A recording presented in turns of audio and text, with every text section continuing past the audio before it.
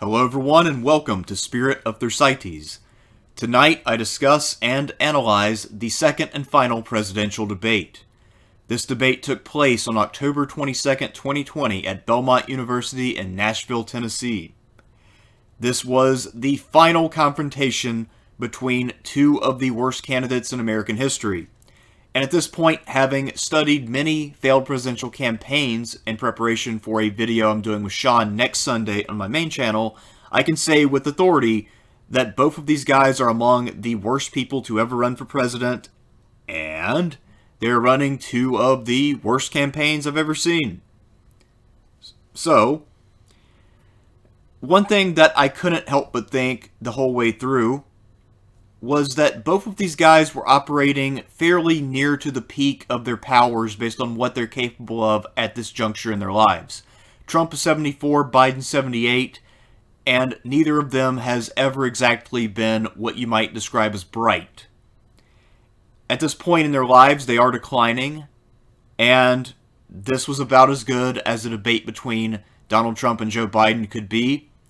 That in itself is a sad indictment of our entire political system. It shows that both parties have fundamentally failed to provide meaningful options for American voters, and I despair of the republic. So, coming out of the conventions, after watching what each party put forward at the conventions, this is actually exactly the kind of debate that I expected. I figured that because Biden is more popular than Hillary and more likable, that Trump would be a little more restrained, but still pursue fairly aggressively, and still bring up his record and be somewhat disparaging at times. And that's effectively what Trump finally ended up doing. Both Biden and Trump, I have to say, were measured or semi-measured in tone, but if you actually think about the substance of what they said, it was absurdity.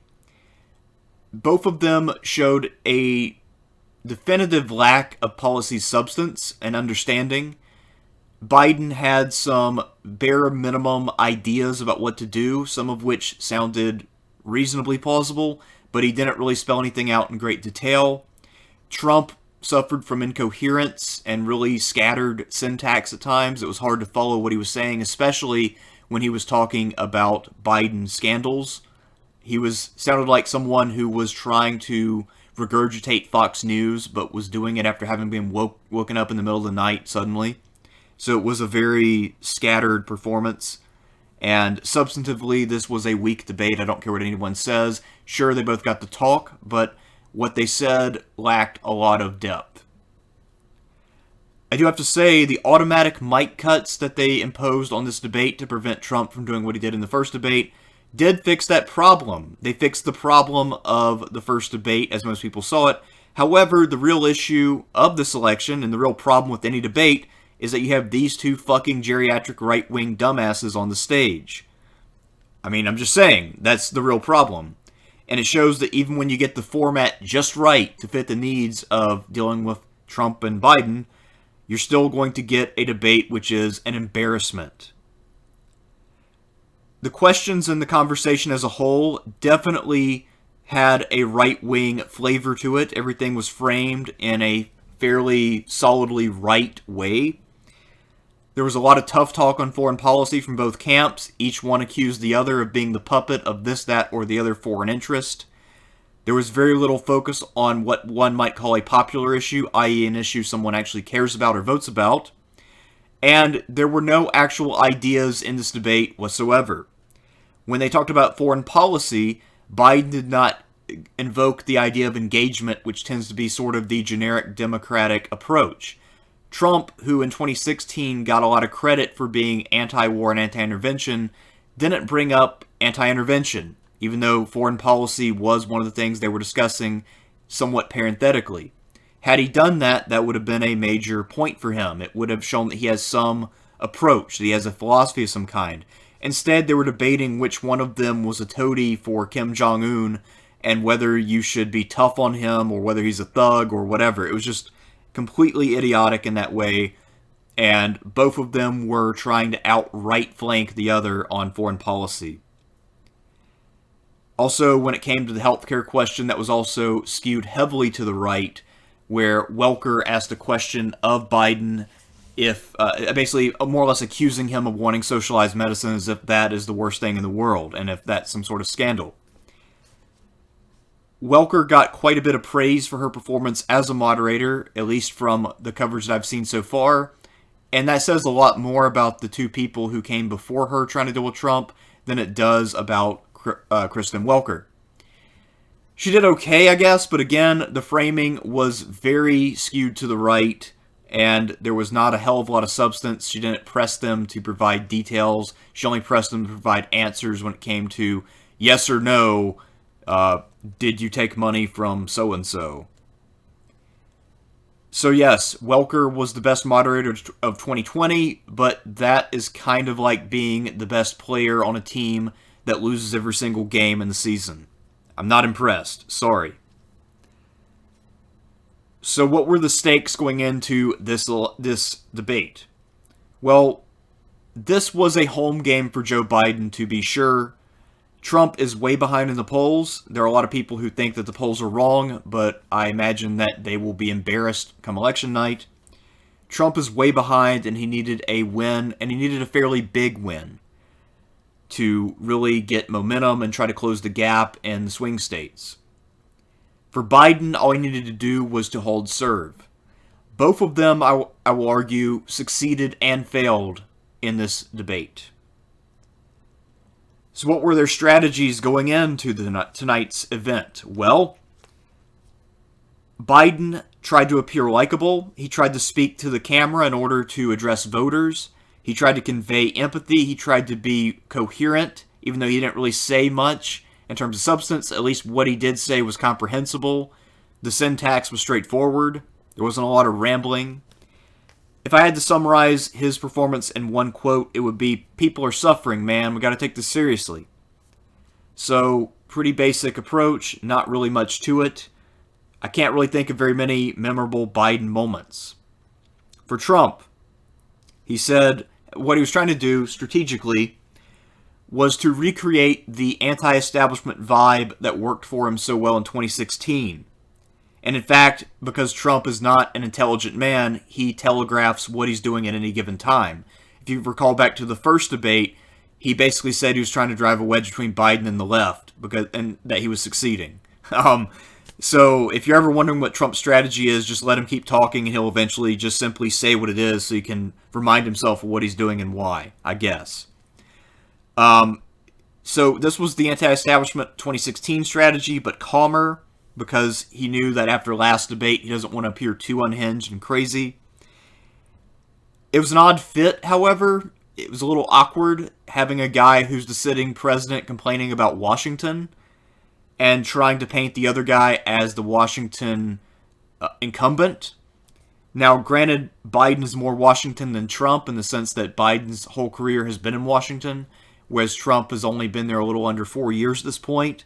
But still, it didn't quite fit the way that it fit in 2016, but you did see Trump be more effective with this strategy. He was much more on point in terms of getting his hits in terms of looking like he enjoyed what he was doing to some extent. He didn't have that kind of boyish glee that he had in 2016, but at least he had some of that approach. And mostly, Trump is better at attacking than defending. He can attack all day long, and because Biden is very, very slow-footed at this point in his brain age, he couldn't really respond in live time. He kind of stood there and ate a few punches and had inadequate responses. That being said, a lot of Trump's attacks were clumsy, and when he went into why Biden was corrupt, he really lost the thread on several points. And if you're not a Fox News viewer, you would probably not really understand what the fuck he was trying to get at. So, that was the basic strategy. Also, he tried more of the bring up the failures of the Obama administration, which is probably not a bad idea. And he tried more of the let's conflate Biden with the actual left. He kept talking about AOC plus 3 in reference to the squad. I've never heard anybody call it that. I've usually just heard it called the squad, but okay. So he's trying that. It didn't really stick very well. He just kept sort of trying it, but not in this kind of fever pitch way he was doing it last time. So probably a better approach in that regard, but still I think is kind of a weak strategy given that Biden is an undoubted corporate centrist. Let's talk about the best and worst features of each candidate's performance. For Biden, he kept relatively cool under corruption attacks. At some points, he did look exacerbated, but for the most part, actually the word is exasperated, sorry, my bad. Anyway, he did not look happy, but he kept his cool, he didn't shout or anything, and he took it with a decent amount of grace. At this point, Biden's campaign revolves around the idea that Biden's a decent, functional person, he's got empathy, and he's not a crazy person. So I guess he succeeded in keeping to the tone. But the big weakness for Biden, as I said, is that he's way too afflicted with feet of clay to really respond or retaliate when Trump hits him with something that he should be able to refute. He did strike back on a couple things, and he delivered a few lines that were clearly rehearsed, but mostly there wasn't really a lot going on for Biden tonight. Kind of a very weak performance. He was barely there, it seemed like. For Trump, he did highlight Biden's record, which is smart. He stuck with his talking points about Biden's long career and lack of achievements. I think that's also smart. Those are probably Trump's two most effective talking points. He had some of the 2016 swag, but it didn't fit perfectly, and it was also a little underdone in a way. So I would say that's more in the middle column. The two big failures for Trump in this debate, the two things which really keep him out of winning a clear victory, which might actually give him some momentum. His answers on healthcare and climate change were abysmal. Absolutely abysmal. So on healthcare, he just rambled about getting rid of the individual mandate, which a lot of people agreed with. And then when he was asked how he was going to fix healthcare, he just rambled incoherently. He had no real plan. He didn't have a central organizing theme to his ideas. There were no ideas. It's amazing to me, and this is partly more of a Republican problem than a Trump problem specifically, but the Republicans have been asked to produce a counter to the ACA since about 2009. And up to this point, they have come up with literally nothing. So that is largely a Republican problem, and Trump was on stage to eat shit for that problem. The climate change answer was abysmal. He kept talking about how pristine America's air and water was and how he's a great environmental president. Just absurd. The other part that was insane that he kept doing over and over is he claimed that he has been the best president for black people since Abraham Lincoln, and that he's done more for them than anyone since Lincoln. Have you ever heard of a guy called Lyndon Baines Johnson? Or even FDR? Or Teddy Roosevelt? All of those guys did a lot more for black people than Donald Trump. You can even make a case for Bill Clinton, of all people, at a certain point. That being said, he was just desperate to try to claim credit with that demographic. And while he has not been the raging racist from a policy standpoint that a lot of people make him out to be, to claim that he is second only to Lincoln as a president for black people, batshit fucking insane. And just comparing yourself with Lincoln in general when the country's not doing well and a lot of it is your fault, really dumb. If I had to really summarize why Biden was not able to do better in this debate other than his failing brain, I would just say that this is yet another representation of why in elections centrism is a largely unviable strategy. Or if it is a viable strategy, this is the Achilles heel of that strategy. When you're a centrist, you're not really in favor of anything. Biden can't really produce a lot of passion because he's not really advocating much. What are the key tenets of a Biden administration in terms of the reforms that he will bring about? Yeah, I'm asking. I don't know. No one knows. There's not really much to talk about. When you are a centrist and you're running against someone who's a little more defined, and Trump is a little more defined on the right than Biden is in the center, it's sometimes hard to separate your views from either the left or the right. So this is why Trump is sometimes able to conflate some things that Biden says as being on the left. Even though Biden's positions are so massively watered down that if there is any agreement with the left, it is on a purely theoretical level, and it would not really impact anybody's life.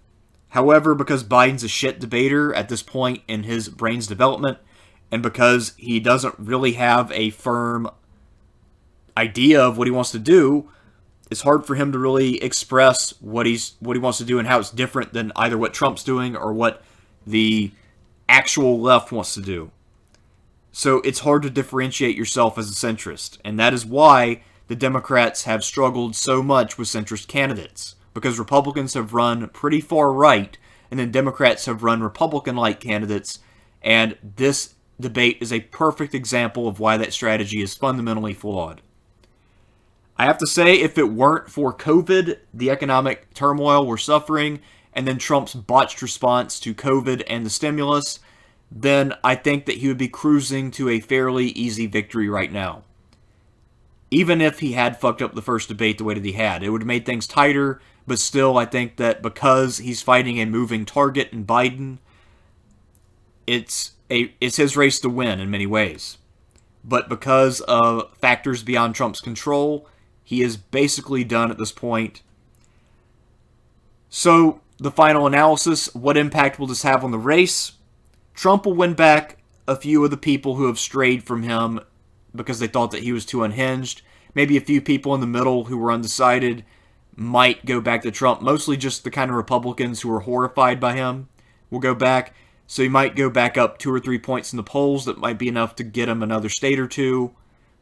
But I still think he is not in a good position to win. If you look at the electoral map, Trump has to win a lot more of the states in play than Biden. Biden is still massively advantaged, and nothing that happened tonight will really change that. Biden's performance was pretty weak. He did hold serve in a lot of ways in terms of avoiding any catastrophic mistakes. We'll come back to one that some people have said was a catastrophic mistake, in which the right will definitely run with, but I don't think it's really much to talk about. But he was not catastrophically bad. He's the same level of Biden bad that everybody expects. At this point, no one is under the illusion that Joe Biden is the next great president. The first debate was pretty much an aberration in terms of really shifting the polls, and what it taught me is that it's not so much having a really good performance that moves the needle. You need your opponent to really fundamentally fuck up to make a difference. Another thing I noticed here, and that I think might have an impact in a negative sense from a civic engagement standpoint, both candidates were a lot more on their game when they were attacking the character and corruption of the other than they were when they were talking about themselves and what they would do. And for the most part, although fact checkers will say that some of these things were in fact false, everyone at this point knows that both Biden and Trump are corrupt and incompetent. I feel like this will probably drive down voter participation a bit. These two guys were revealed exactly as they are. Petty old men who don't have any ideas and can't really fix any of the problems that face Americans.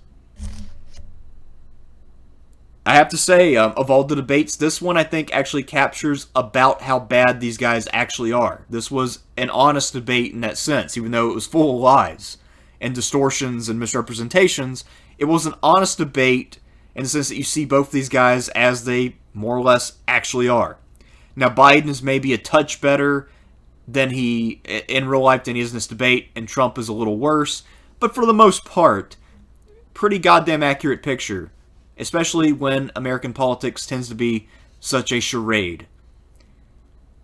Oh, the last issue, the one that right-wingers will tell you just decided the election. The big October surprise that will save Trump from oblivion. Biden said that we need to phase out the oil industry. So, yeah, everybody knows that. Everyone understands that oil, coal, natural gas, etc. are finite resources.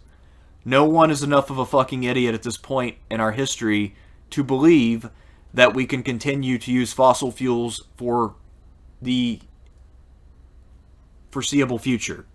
At a certain point, we will need to transition. Trump was also completely and totally wrong when he talked about solar power.